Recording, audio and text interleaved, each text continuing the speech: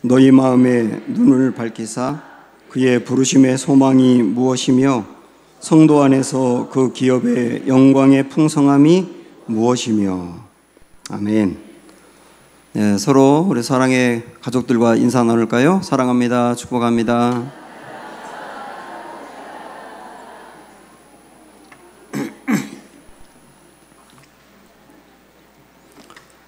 네, 성경에 보면 부자와 거지 나사로 비유가 있습니다. 부자는 떵떵거리며 많은 것을 누리며 살고 또 매일매일 호화롭게 파티를 즐기며 살다가 죽습니다. 반면 그 집 앞에 있었던 거지는 먹을 것이 없어서 그 부잣집에서 버리는 빵으로 하루하루를 연명하면서 몸에 또 병을 갖고 살다가 나중에 죽습니다. 근데 죽고 나서 보니 그렇게 고생하던 거지는 천국에 들어가고 그리고 그렇게 떵떵거리며 살던 부자는 지옥에 떨어졌다. 뭐 그런 얘기지 않습니까? 어떤 교회 그 어린이부에서 선생님이 이 이야기를 아이들에게 들려준 다음에 질문을 했답니다. 너희는 부자 같은 사람이 되고 싶니? 거지 같은 사람이 되고 싶니? 그랬더니 한 아이가 대답한 게 걸작이에요. 저는 이 땅에 살 때는 부자같이 살고요. 죽고 난 다음에는 거지같이 되고 싶어요. 딱 우리의 대답을 그 아이가 반영했다고 생각을 합니다. 어느 날 예수님의 제자인 베드로가 예수님에게 질문했어요. 상당히 심각한 질문이고 이 질문은 우리가 마음속으로 하기도 합니다. 뭐라고 했느냐면, 주님, 제가 모든 것을 다 버리고 주님을 따르는데, 주님을 쫓는데 주님이 내게 주실 보상이 뭡니까? 이런 질문을 한 거예요. 베드로의 그 질문은 내가 많은 것을 버리고 예수님을 따르며 헌신하고 있는데 과연 주님이 이 땅에서 내게 무엇을 주시겠습니까? 그런 얘기죠. 그에 대해서 우리 주님의 대답이 마가복음 10장에 이렇게 나와 있는데요. 보실까요? 예수께서 이르시되 내가 진실로 너희에게 이르노니 나와 복음을 위하여 집이나 형제나 자매나 어머니나 아버지나 자식이나 전토를 벌인 자는 현세에 있어 집과 형제와 자매와 어머니와 자식과 전토를 100배나 받되 박해를 겸하여 받고 내세에 영생을 받지 못할 자가 없느니라. 이게 주님의 대답이거든요. 주님의 말씀은 크게 세 가지로 한 겁니다. 첫째, 현세에 이 땅에서 버린 것에 100배를 받는다. 둘째, 그런데 그렇게 신앙생활하는 과정에서 박해가 있다. 그 말은 고난이 있다는 뜻이에요. 그리고 세 번째는 내세에 하나님의 나라에서 영생을 누리게 된다. 이 세 가지거든요. 이 세 가지에서 가운데 있는 고난의 문제는 우리가 한번 빼고 첫 번째와 세 번째 말씀한 것을 놓고 한번 생각을 해봅니다. 예수님을 믿고 나면 현세에서 100배의 복을 받는다. 그 100배의 복이 구체적으로 무엇인지 모르겠어요. 우리 예수님은 내가 버린 것에 100배를 받는다 그랬는데 그렇다고 어머니를 버렸는데 어머니가 100명이 생기고 그런 건 아니지 않습니까? 이 100배를 받는다는 게 구체적으로 뭔지 모르지만 현세에서 받는 뭔가가 있다는 건 분명해요. 그리고 내세에서 영생을 받는다 그랬어요. 그러면 이 둘 중에 뭐가 좋은가요? 라고 묻는다면 물론 우리는 똑같이 또 이렇게 대답할 겁니다. 이 땅에서는 100배, 죽고 난 뒤에는 영생, 또 그렇게 얘기할 겁니다만, 그러나 무엇을 더 사모하고 좋아하십니까? 라고 묻는다면 솔직히 이 땅에서 현세에서 100배의 복을 받는 게 더 좋아요. 이렇게 대답한 사람이 접니다. 저는 목회를 하면서도 설교를 하면서도 솔직히 내세의 영생을 받는 것보다는 이 땅에 눈에 보이는 이 땅에서의 100배의 복이 좋다고 생각을 했던 사람이에요. 여러분 좀 아닌 것처럼 이렇게 쳐다보시는데, 그런데 저도 그렇게 대답을 했었던 사람이지만은 내세에서 받는 복이라고 하는 게 얼마나 좋은지를 알아가면서 저의 대답은 바뀌어가고 있습니다. 지금 우리가 이 주일날 낮 시간에 에베소서 1장 말씀을 계속 보고 있는데요. 바울이 이 말씀에서 크게 강조하는 게 뭐냐면 성도들이 신앙생활하면서 꼭 알아야 될 것이 있다. 4가지가 있다. 꼭 알아야 된다 그랬어요. 그 중에 첫 번째는 우리가 경험을 통해서 하나님을 알아야 한다 그랬고, 두 번째는 지난 시간에 본 것처럼 하나님이 나를 왜 부르셨는지 부르심의 소망을 알아야 된다 그랬고, 그리고 오늘은 세 번째 꼭 알아야 될 것을 봅니다. 그게 뭐냐면, 자, 18절 뒷부분의 말씀인데요. 시작. 성도 안에서 그 기업의 영광의 풍성이 무엇이며, 이 뒤에 생략된 게 있죠. 무엇인지 알게 해달라는 거예요. 다시 보시면 좀 어려운 말인데, 성도 안에서 그 기업의 영광의 풍성이 무엇인지 알게 해달라. 이 말씀 하나하나 단어를 좀 분석을 해보면 여기에 기업이라고 나와 있잖아요. 이 기업은 쉽게 말하면 상속입니다. 상속. 근데 그 기업이라고 그랬잖아요. 그 기업, 그는 하나님이거든요. 하나님 안에 있는 것을 우리에게 상속하신다는 거예요. 그런데 그게 얼마나 좋은 거냐면 영광의 풍성이라 그랬어요. 영광의 풍성. 이 말을 조금 더 잘 이해하려면 새번역 성경으로 보시면 되는데요. 거기 보시면 이렇게 나와 있어요. 새번역 성경 보세요. 성도들에게 베푸시는 하나님의 영광스러운 상속이 얼마나 풍성한지 알게 하소서.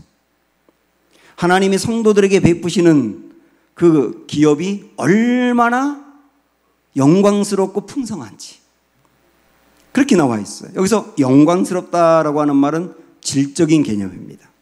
질적으로 보면 영광스럽다. 그리고 양적으로 보면 풍성하다. 풍성하다는 말은 측량할 수 없을 정도의 부피를 말합니다. 도저히 우리가 가지고 있는 그런 어떤 저울이라든지 이런 것으로 계측할 수가 없는 어마어마한 부피에 좋은 거거든요. 그게 영광스럽고 풍성한 그 기업이란 말입니다. 그런데 이 맨 앞에 좀 앞으로 아까 말씀으로 돌려보시겠어요? 맨 앞에 그 말씀 보면 성도 안에서라고 되어 있잖아요. 성도 안에서, 이 말은 쉽게 이야기하면 성도 안에 하나님께서 영광스럽고도 풍성한 기업을 주셨다 그 얘기예요. 저와 여러분도 성도인데, 예수님을 마음으로 모시고 사는 성도인데, 그 성도 안에는 이미 영광스럽고 풍성한 그 기업을 주셨다. 반드시 우리가 누리게 될 것이다. 그런 얘기입니다. 이 모든 것을 여러분 꼭 아셔야 합니다. 그러면 영광스럽고 풍성한 그 기업이 뭔지 꼭 아셔야 된다고요. 그걸 꼭 아는 사람은 정말 이걸 알고 누리고 산다면 고난을 만나더라도 넘어지지 않습니다. 유혹을 만나더라도 유혹에 쉽게 빠지지 않아요. 아주 강건한 성도가 될 수 있어요. 그러면 주님이 우리에게 이미 주셨다고 말하는 그 영광의 풍성한 기업이 무엇인가? 그것을 조금 더 잘 이해하기 위해서는 이 말씀을 좀 보시면 됩니다. 자, 보시면 시작. 성령이 친히 우리의 영과 더불어 우리가 하나님의 자녀인 것을 증언하시나니, 자녀이면 또한 누구라고요? 상속자요 곧 하나님의 상속자인데 그리스도와 함께한 상속자다 그랬어요. 그리스도와 함께한 상속자. 이 말은 뭡니까? 그리스도 예수님이 받은 상속을 나도 똑같이 받는다는 뜻이에요. 그게 바로 내가 받을 영광스럽고 풍성한 기업을 말하거든요. 그러면 우리 예수님이 받은 걸 내가 받는다고 했는데, 그렇다면 이런 것은 아닐 겁니다. 물질은 아닐 거예요. 우리 예수님은 물질을 받지 못했어요. 우리 예수님은 집도 없었어요. 건강도 이것을 말하는 것은 아니에요. 우리 예수님은 건강도 안 좋았어요. 처음엔 인기가 있었지만 나중에는 모든 사람들이 다 떠나가고 달랑 혼자만 남았어요. 그러니까 인기를 말하는 것도 아닐 거예요. 오래 사는 거, 장수, 우리 예수님은 일찍 돌아가셨어요. 그러니까 여기서 우리가 받는다고 말하는 영광스럽고 풍성한 기업이라고 하는 게 물질이라든지 건강이라든지 장수라든지 인기라든지 이 땅에서 우리가 정말 누리고 싶어하는 그런 거와는 다른 거다 그 얘기죠.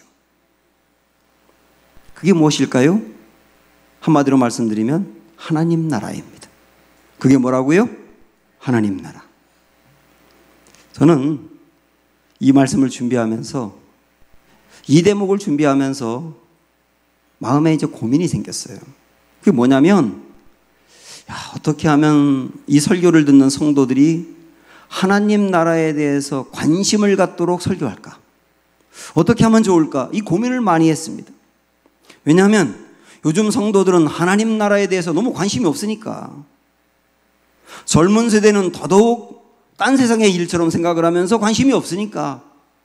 근데 성경에서는 이 하나님의 나라에 대해서 어마어마 강조했는데 성도들은, 요즘 성도들은 이거 별로 소망을 안 하니까 어떻게 하면 소망하고 관심을 갖도록 설교할까? 이게 저의 고민이었다니까요. 이런 고민을 하는 저를 보면서 안타까운 거예요. 하나님의 나라에 대한 관심이 너무나 없어졌다는 것이. 저는 그래서 지금부터 드리는 하나님의 나라에 대한 말씀이 여러분에게 들릴 때 하나님께서 여러분 마음의 문을 열어주셔서 이것을 알고 소망하는 은혜가 있기를 먼저 축원해 드립니다. 예수님이 받은 것을 우리가 받는다고 했고, 그 예수님이 받은 것은 한마디로 말하면 하나님의 나라다 그랬는데요. 하나님의 나라는 어떤 곳이냐? 우리가 영화로워지는 곳이에요. 예수님처럼 나의 몸도 영화로워지는 곳, 그게 하나님의 나라입니다. 우리 예수님이 부활하셨을 때 그 몸은 돌아가실 때 몸과는 완전히 다른 몸이었어요. 몸은 몸입니다만은, 그러나 살아계실 때 그 몸하고 부활한 몸하고는 완전히 달라요. 그 몸을 신령한 몸이라고 말합니다. 시공간을 초월하는 몸이었어요.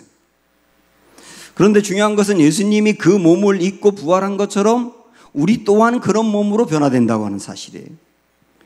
빌립보서 3장 21절에 보시면 그는 만물을 자기에게 복종하게 하실 수 있는 자의 역사로 우리의 낮은 몸을, 그래서 낮은 몸이라고 하는 것은 저와 여러분이 현재 가지고 있는 이 몸이에요. 이 몸은 병들기 쉽고 사고나기 쉽고 상처받기 쉽고 죽기 쉬운 몸인데, 그런 몸을 어떻게 바꾼다고요? 자기 영광의 몸의 형체와 같이 변하게 하시리라. 자기 영광의 몸의 형체, 그 말은 뭡니까? 부활했을 때 몸처럼 우리를 바꾸신다고요. 사실 생각을 해보면 나이가 많이 들어가지고 늙은 몸으로 죽는 사람이 부활하고 천국에 갔는데 또 그대로 늙었다. 그게 무슨 천국이겠어요? 육체의 질병으로 고통받고 있다가 나중에는 몸이 빼빼 마르고 새꼬창이같이 돼버리고 형편없는 모습으로 죽었는데 하나님 나라 갔는데 그 모습 그대로다. 이게 무슨 천국이겠냐? 가난하고 고생하며 살던 사람이 또 역시 똑같이 그렇게 된다면 그게 무슨 천국이겠냔 말이에요. 우리 예수님은 돌아가실 때는 온몸이 찢기고 찔리고 매를 맞고 몰골이 흉악할 정도로 형편없는 모습이었는데, 그 예수님이 부활했을 때의 모습은 너무나 신비롭고 영광스럽고 좋았단 말이죠. 우리의 몸이 그렇게 될 것입니다. 이게 영광스러움이에요. 하나님의 나라는 또한 상급이 있습니다. 성경에서는 하나님 나라에 상급이 있다는 말을 수도 없이 이야기하고 있거든요. 그 중에 한 군데 말씀, 계시록 말씀 보시면 보라, 내가 속히 오리니 내가 줄 상이 내게 있어 각 사람에게 그가 행한 대로 갚아주리라. 우리에게 줄 상이 우리 주님에게 이미 예비가 되었다고 말씀합니다. 이 상이 구체적으로 뭔지 모르겠어요. 그리고 누가 받는지, 받는 사람과 안 받는 사람의 차이는 뭔지 구체적으로 명시하지 않아서 명시하지 않은 것을 이야기할 수는 없잖아요. 그러나 분명한 거 하나는 하나님 나라에 상급이 있다. 그래서 바울도 이 땅에서 그렇게 고생하면서도 복음을 전하고, 그 다음에 나중에는 그 몸을 하나 부지하기 어려울 정도로 핍박을 받으며 순교를 했는데, 그가 그렇게 한 이유가 뭐라고 말했냐면 하나님 나라에서 받을 면류관 때문이라고 했어요. 면류관이 뭡니까? 상급이에요. 구체적으로 뭔지 모르지만 분명한 것은 하나님 나라에 상급이 있다. 또 하나 하나님 나라는 복락이 있어요. 이 복락이란 말은 우리가 잘 쓰지 않는 말인데 이것을 해석하면 이렇습니다. 하나님 나라에 들어가서 영원토록 누리게 되는 모든 행복이에요. 그게 뭐라고요? 복락이라고요. 하나님 나라에서 우리가 누리게 되는, 영원토록 누리게 되는 모든 행복을 복락이라고 말하는 거예요. 이게 구체적으로 뭔지에 대해서 어거스틴은 이런 말을 하고 있어요. 천국에 들어가면 우리는 쉬고 또 쉬면서, 보고 보면서, 사랑하고 사랑하면서 찬송할 것이다. 쉰다, 본다, 사랑한다, 찬송한다. 이렇게 표현했는데 참 좋은 표현 같아요. 실질적으로 요한계시록 14장 13절에 보면은 또 내가 들으니 하늘에서 음성이 나서 이르되 기록하라. 지금 이후로 주 안에서 죽는 자들은 복이 있도다 하심에 성령이 이르시되 그러하다. 그들이 뭐라고 그랬어요? 수고를 그치고 쉬리니. 수고를 그치고 쉬리니. 이 땅에서 그토록 수고한 사람이 그곳에서는 모든 수고를 내려놓고 쉼이 있는 곳이다. 쉼이 있는 곳이다. 그게 하나님의 나라예요. 그 다음에 뭐라고 그랬습니까? 쉬고 또 쉬면서 보고 본다 그랬어요. 무엇을 볼까요? 그 땅에 상상할 수 없을 정도로 아름다운 것을 보게 될 것입니다. 그리고 그렇게 보고 싶었던 하나님과 예수님을 대면하여 보게 될 것이에요. 그리고 먼저 간 성도들을 보게 될 것이며 사랑하는 가족들을 거기서 보게 될 것입니다. 보고 또 본단 말이에요. 사랑하고 또 사랑한다 그랬어요. 여러분이 누군가를 뜨겁게 사랑했던 때가 있었지요. 그 뜨겁게 사랑했을 때의 그 감정을 기억해 보세요. 그런 뜨겁게 사랑하는 감정만 모여있는 곳이 하나님의 나라. 그래서 그 땅은 미움도 없어요. 시기도 없어요. 질투도 없어요. 분쟁도 없어요. 그리고 마음에 분노가 없어요. 오직 뭐만 있다고요? 사랑만 있다고. 그리고 그 땅에서는 하나님을 찬송한다 그랬어요. 여러분도 예배를 드리면서 찬송할 때 하나님의 영광이 임하며 임재가 임하면서 정말 내 마음에 평강이 임하고 뜨거웠던 때가 있지 않습니까? 그런 마음만, 그런 상태만 계속 유지되는 곳이 하나님의 나라.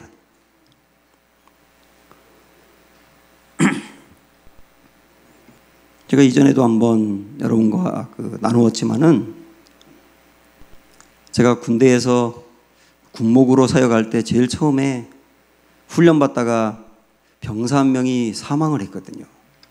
열쇼크로 죽었는데요. 그 친구가 신학생이었어요. 대구에서 부모님이 아들이 죽었다는 소식을 듣고 달려와서 그 현장을 보고 졸도하더라고요.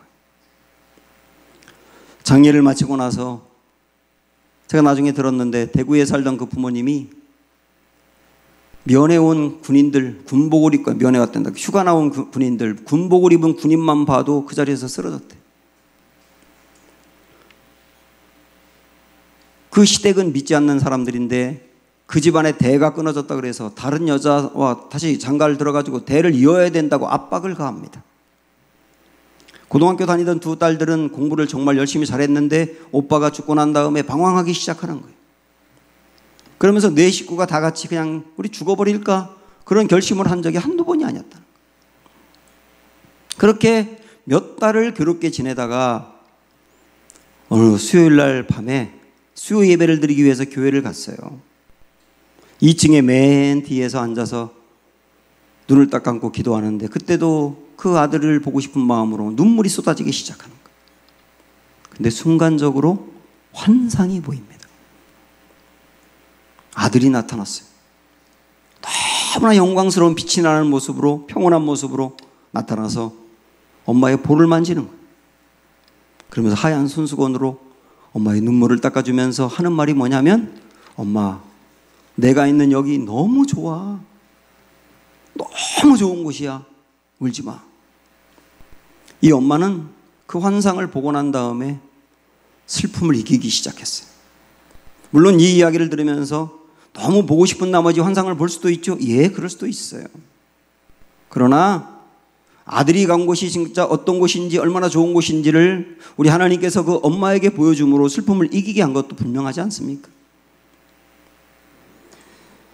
하늘나라에 가면 복락이 있습니다. 쉼이 있고요. 보고 싶었던 이들과 주님을 대면하여 볼 수 있고요. 사랑하며 살고요, 찬양하며 하나님의 눈에서 눈물을 닦아주는 그 모든 행복을 우리가 누리게 될 것입니다. 이게 뭐냐? 영광스럽고도 충만한 기업이란 말입니다.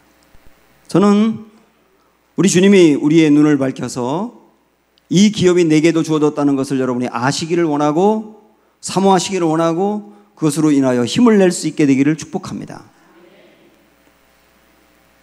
우리는 어떤 의미로 본다면 하나님 나라와 이 세상 나라의 그 경계에 끼어 있는 사람이에요.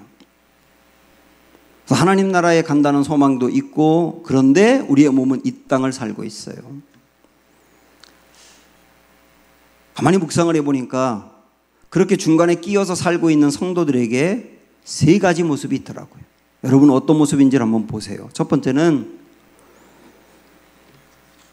하나님 나라에 대해서는 관심이 없고 온통 관심이 이 세상에만 있는 사람이 있어요. 이 세상에서 복받고 이 세상에서 안락한 삶을 누리고 이 세상에서 성공하는 데 모든 초점이 있고 내세 하나님의 나라 그거 몰라. 관심이 없고 온통 관심이 이 땅이에요. 그런 성도들이 굉장히 많습니다.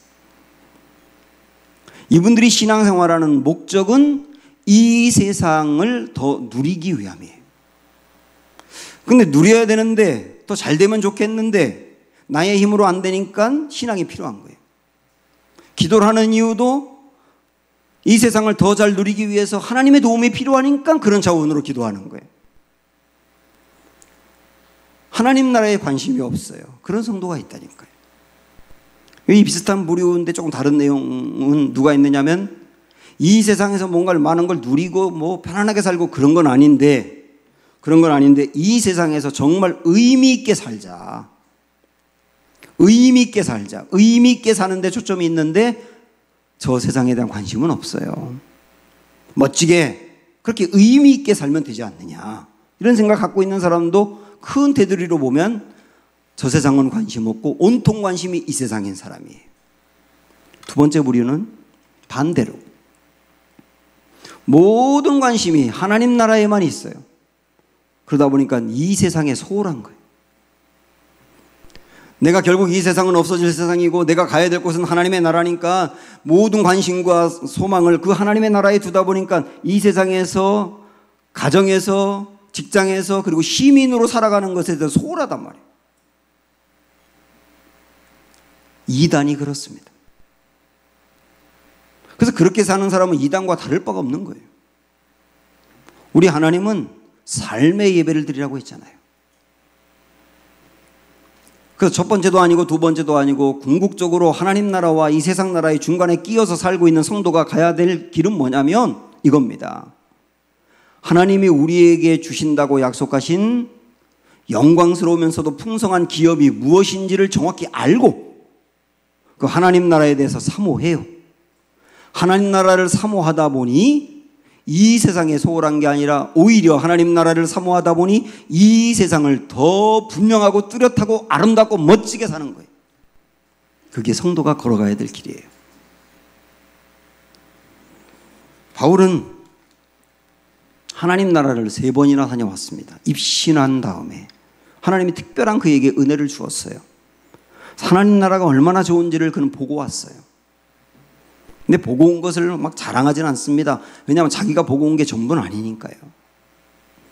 그러나 하나님 나라가 있다는 걸 분명히 확인했고 그 하나님 나라가 얼마나 좋은지를 확신하다 보니까 그는 어떤 삶을 이 땅에서 살았느냐 그걸 명백히 보여주는 게 빌립보서 1장에 나오거든요. 자, 보세요. 시작.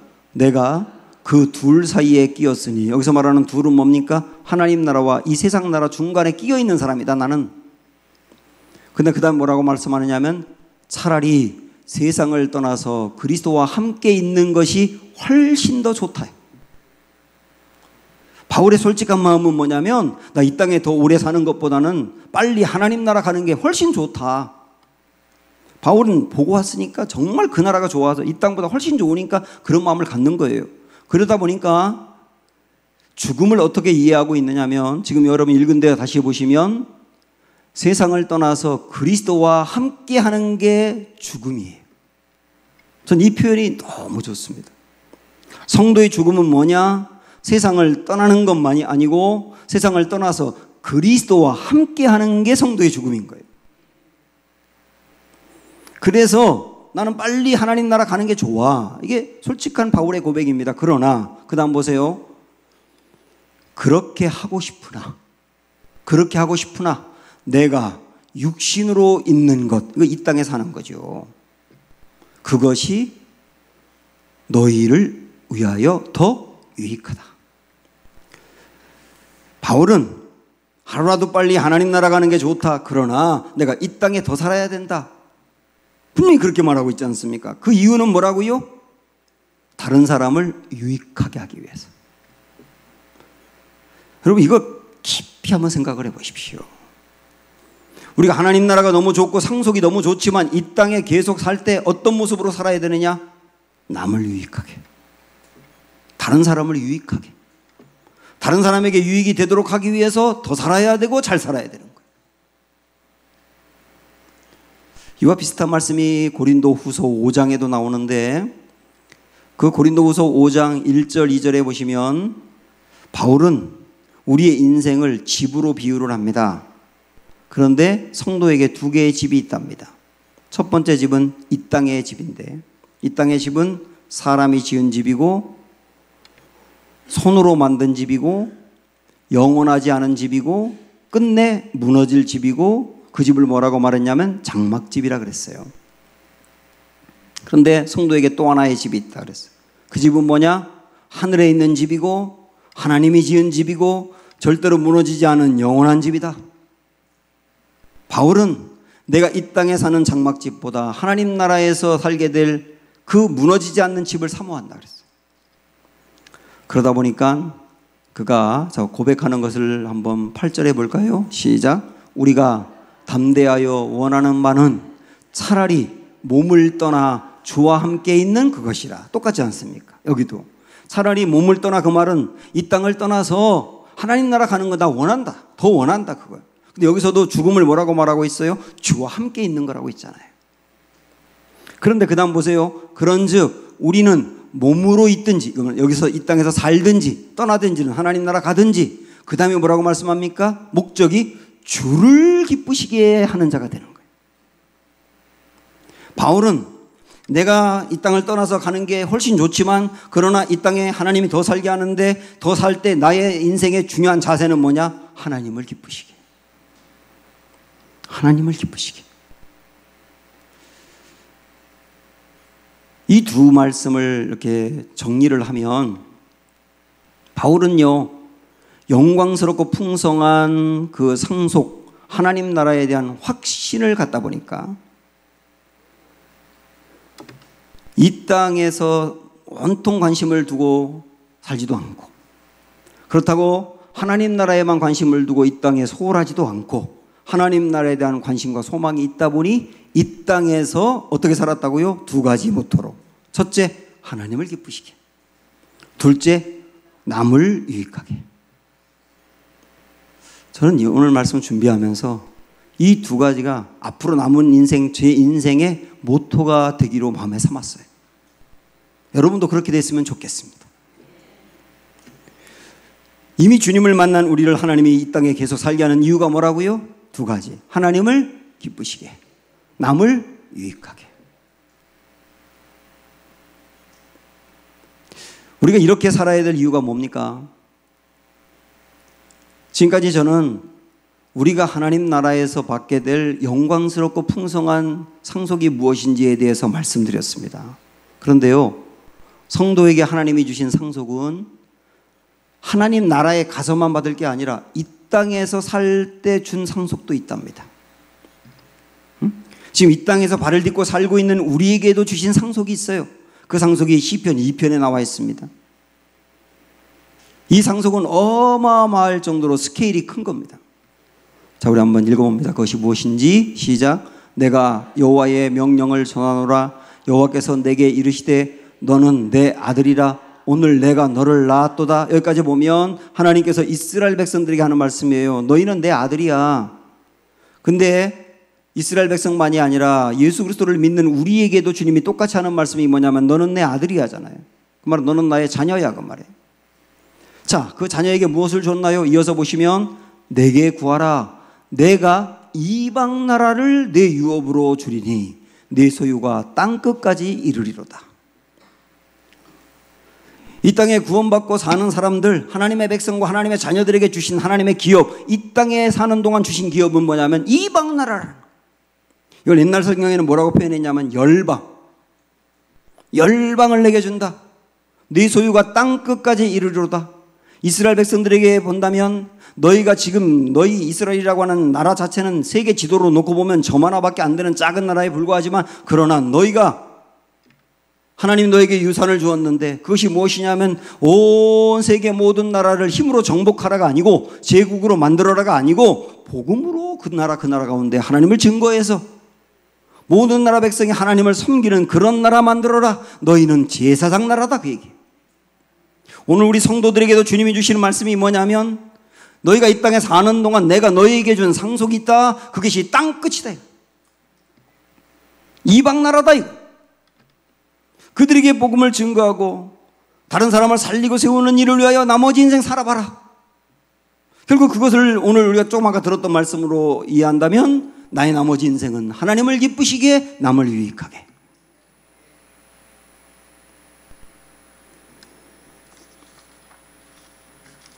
돈이 있는 어떤 부자가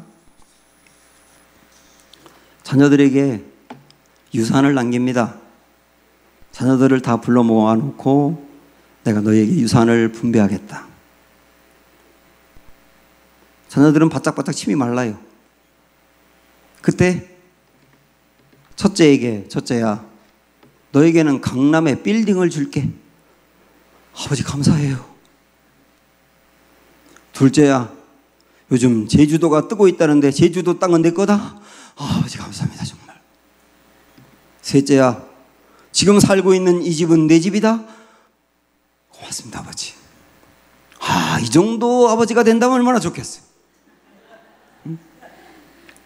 그렇게 자녀로서 아버지가 물려주는 유산을 받고 산다면 또 얼마나 좋겠어요. 이게 우리 꿈이잖아요.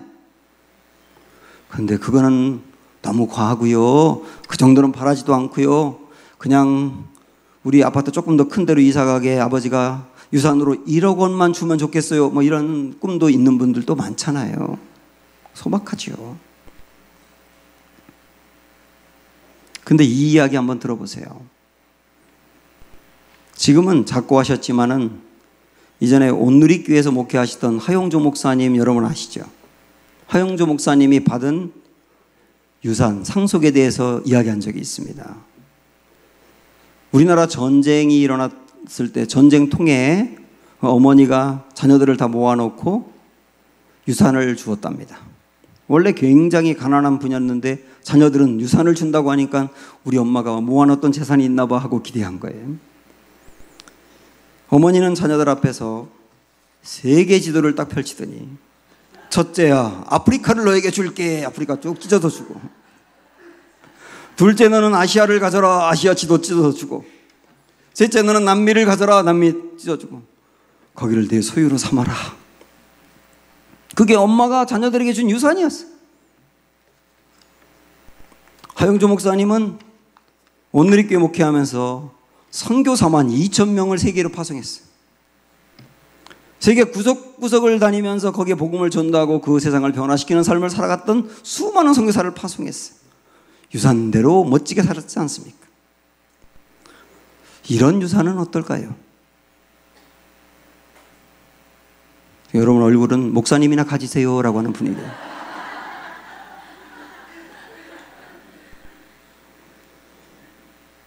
하나님 나라에서 받을 영광스럽고도 풍성한 상속, 그것이 우리에게 보장된 성도라고 한다면 그 성도에게는 불가분 고난과 영광이 함께 가는 겁니다. 고난과 영광은 떨어질 수가 없어요. 고난을 떼버리고 영광만 받으면 좋겠지만은 그런 영광은 없습니다. 아까 우리가 봤던 말씀을 좀 추가로 이어서 보시면 자녀이면 또한 상속자 곧 하나님의 상속자요 그리스도와 함께한 상속자니 우리가 그와 함께 영광을 받기 위하여 모두 받는다고요? 고난도 함께 받는다고요. 예수님이 받은 그 상속을 우리가 고스란히 받는 그 영광의 길을 가는 동안 고난도 있을 수 있다 그러지 않고 고난도 함께 받아야 한다. 마땅히 고난이 있다는 거. 물론 고난이 상속을 받는 조건은 아니에요. 상속은 은혜로 주어지는 거니까요. 그러나 그 고난, 영광을 받는 과정까지 성도가 불가피하게 고난이 없을 수가 없다는 거예요. 이게 말씀이잖아요. 실질적으로 고난과 영광은 뗄 수가 없습니다. 예를 들어서 올림픽에서 금메달이라고 하는 영광을 차지하기 위해서 매일매일 피땀 흘려 훈련하고 수고하는 그 고난이 없이 어떻게 그 영광이 있습니까? 여러분 회사에서 특별 보너스라는 영광을 받을 때가 있지 않습니까? 그 특별 보너스라는 영광을 받기 위해서는 밤늦게까지 일하며 피땀 흘리고 수고하고 애쓰는 고난이 있지 않고서 어떻게 그걸 받냐 말이에요. 그러니까 이 세상의 모든 이치도 영광이 있는 곳에는 꼭 고난을 통과해야 된다. 우리 성도에게 하나님이 이 영광의 상속을 우리에게 주신다고 약속했는데 그 과정까지 불가피하게 이 땅에서 우리는 고난이 있다고 주님 말씀했잖아요. 나의 유익을 위해서나 나의 기쁨을 위해서만 산다면 고난이 없을 수도 있어요.